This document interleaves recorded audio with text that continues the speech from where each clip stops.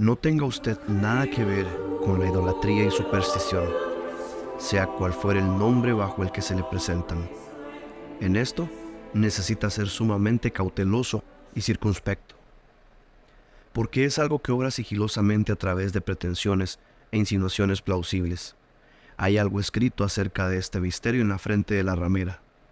Tal como comenta el Dr. Usher, la apostasía romana se coló disfrazada, sigilosa y gradualmente en la iglesia. Es un ministerio de iniquidad, dice el apóstol, y un ministerio en acción, según 2 Tesalonicenses 2:7.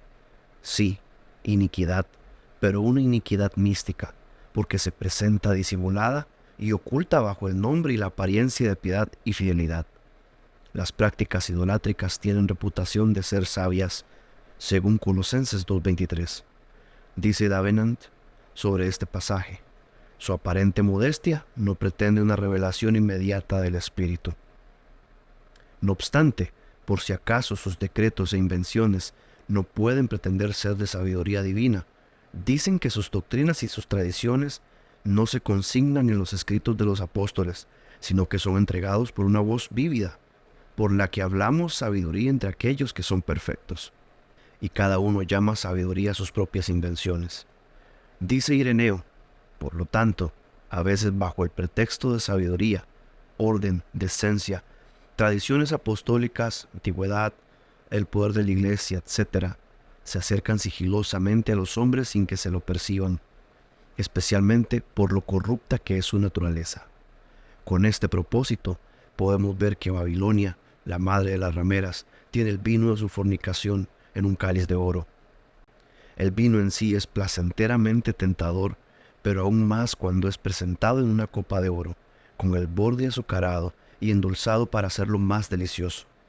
Por lo tanto, hijitos, ustedes, almas sencillas, simples y crédulas, fácilmente atraídas por estas cosas hermosas que deslumbran, cuídense, porque no hay nada que provoque e inflame más que esto, la ira ardiente del Señor, quien es un Dios celoso. Provoca su ira y enciende su furor consumidor. De la siguiente manera, el Dios bendito se queja de las acciones de los hombres como si su corazón estuviera destrozado. Yo me quebranté a causa de su corazón fornicario, que se apartó de mí, y a causa de sus ojos que fornicaron tras sus ídolos, según Ezequiel 6:9. Una sola mirada indecorosa de un ídolo hiera a Dios en lo más profundo. Cuando ve a su pueblo cediendo a la tentación, lanza un alarido de dolor, por así decir, y clama: ¡ay! No hagan esta cosa abominable que aborrezco. ¡Ay! Que tuvieran ustedes el corazón de un niño y no hicieran lo que destroza el corazón de su padre. ¿Pero qué quiere decir usted al hablar de idolatría y superstición?, dirán algunos. Es de esperar que no se estén practicando entre nosotros las cosas de las cuales son culpables los paganos y los papistas. Permítanme explicarle dos cosas, y entonces quizá puedan verlas más de cerca ustedes de lo que pensaban, y consideren esta advertencia como una palabra a tiempo. Idolatría, entonces, según la definición correcta y generalmente comprendida, es el culto religioso rendido a aquello que no es el Dios verdadero o al Dios verdadero mismo, pero de una manera distinta que la ordenada en su palabra. Por lo tanto, vemos claramente que una adoración puede ser idolátrica de dos maneras. Número uno, con respecto al objeto. Si la adoración tiene como su objeto algo que no es el Dios verdadero, es una burda idolatría que condena el primer mandamiento, o sea, idolatría pagana, la cual, a la luz del Evangelio, hace tiempo que ha sido echada fuera y expulsada de estas regiones del mundo. Número 2, con respecto a la manera. Cuando adoramos al Dios verdadero, pero de un modo que Él no ha ordenado en su palabra, sino que es algo inventado y trazado por nosotros mismos, esto se condena como idolatría en el segundo mandamiento: no te harás, o sea, tu propio cerebro, tu propia cabeza, imagen, bajo cuyo título todas las invenciones humanas que corrompen la adoración pura y sencilla a Dios se prohíben, considerándolas idolátricas. El hecho de inventarnos o hacernos imágenes es idolatría. Por lo tanto, el becerro de fundición se convirtió en un ídolo para los israelitas, no porque fuera objeto de adoración, porque se ve claramente que era a Jehová, el Dios verdadero, a quien tenían intención de adorar con el becerro. Como podemos ver en Éxodo 32 del 4 al 5, mañana será fiesta a Jehová. El problema era que por ser la manera que ellos mismos inventaron de adorar al Dios verdadero, aquello era idolatría. Y esta adoración a Dios, de maneras inventadas por nosotros, es idólatra por dos razones. Es diseñada por nuestra propia voluntad, o sea, que tal adoración no tiene otro fundamento o razón que la voluntad del hombre.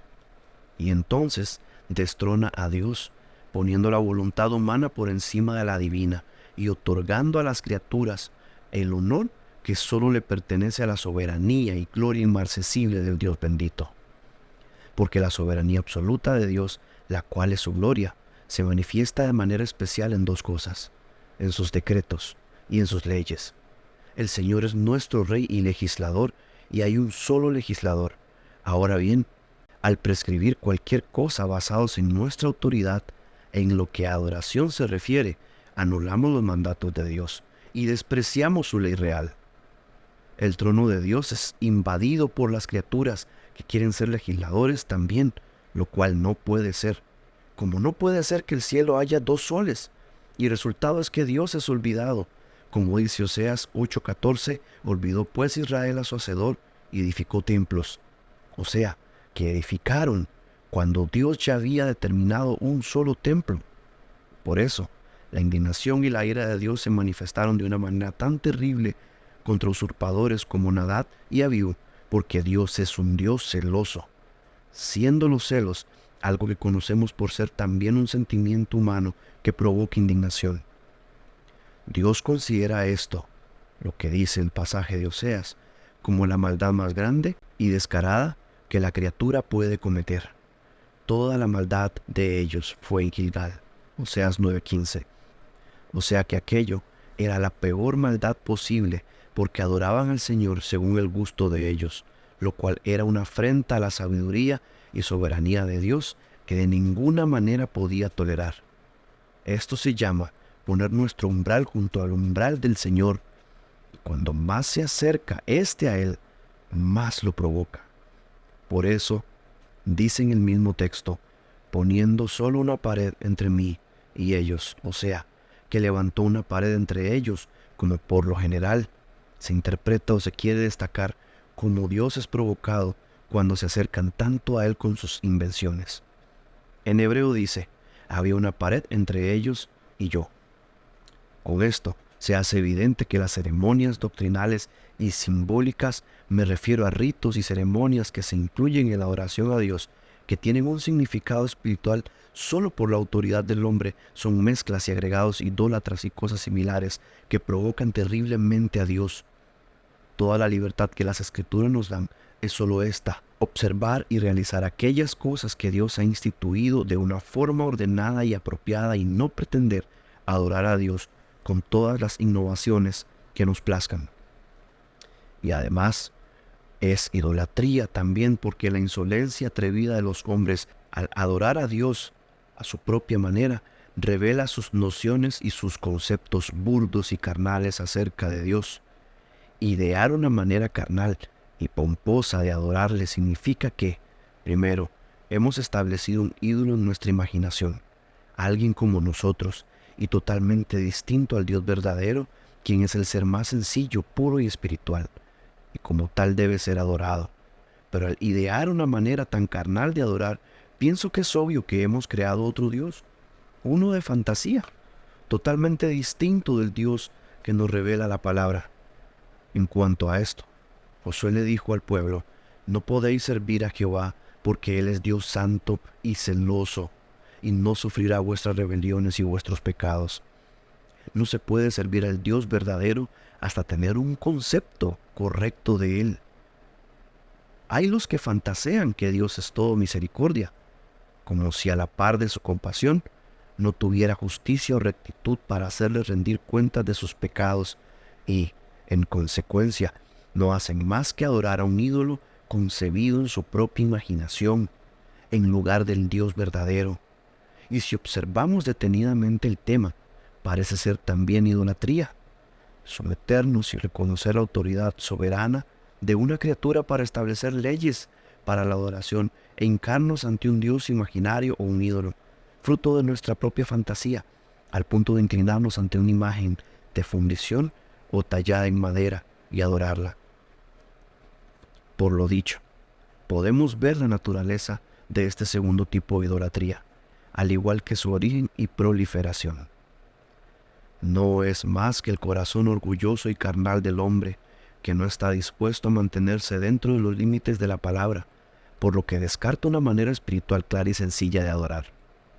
En su lugar, se inventan nuevos ritos, ceremonias y formas de adorar a Dios más apropiados y agradables a la carne, y de allí que en las Escrituras la idolatría es considerada como obra de la carne, porque el hombre natural, teniendo un corazón orgulloso y una imaginación activa, depende de los sentidos, y al no ser elevado y rectificado por la fe, da forma a conceptos y nociones carnales de Dios y después inventa una manera de adorar acorde con esas nociones suyas. De modo que, como alguien bien ha dicho, esta es la fuente y el principio de todo error, que los hombres piensen que lo que les complace a ellos complace a Dios, y que lo que les desagrada a ellos seguramente desagrada a Él. De modo que esta idolatría es concebida entre el corazón carnal y el diablo, quien, al no poder atraer a los hombres a la idolatría de antes, se esfuerza todo lo posible para enredarlos y profanarlos con esto, en parte por malicia hacia Dios, sabiendo qué cosa preciada para Él es el que le adoren, y, en parte, por su plan de arruinar a todo el que se siente atraído a tomar este camino. Satanás sabe que los dolores del idólatra se multiplicarán y que Dios rara vez deja escapar a uno de ellos sin castigar. En resumidas cuentas, vemos claramente que la adoración puede ser correcta en cuanto a su objeto, pero idólatra con respecto de manera de realizarla, porque lo que, sin darle importancia, la criatura hace, pretendiendo un poder total, no solo es despreciar la ley real, sino también es una traición terrible contra Jesucristo. Instruir algo, aunque sea la parte más pequeña de la oración, por nuestra propia autoridad, sin apoyo o base de las Escrituras, es tan idólatra como si adoráramos a un ídolo. De modo que la adoración a Dios está corrompida por una mezcla de ritos y ceremonias humanas, doctrinales y simbólicas que Dios no ha ordenado para su adoración en su palabra. Aunque nuestra adoración sea correcta en cuanto al objeto, es idólatra por la manera de realizarla. En esto tenemos que estar en guardia y tener cuidado porque es un punto crítico. Toda la adoración instruida por Dios y cada parte de ella dependen enteramente de su voluntad soberana. Por lo tanto, nadie fuera de Dios puede alterar ninguna parte de ella, porque nadie sabe lo que es aceptable a Dios sino Dios mismo. Aquello que es de alta estima para el hombre es una abominación para Dios. La voluntad de Dios, que es el fundamento y regla de su adoración, se nos revela únicamente en las Escrituras, por lo cual es claro que en cuanto a la adoración, todos tienen que aferrarse a la palabra. Por consiguiente, podemos ver la puerta por la cual entra la superstición y cómo se van agregando cosas nuevas no ordenadas. Inventar ritos y ceremonias e incluirlas en la adoración a Dios, dándoles un significado y uso espiritual, es caer en superstición porque es algo distinto y fuera de lo que Dios ordena y requiere.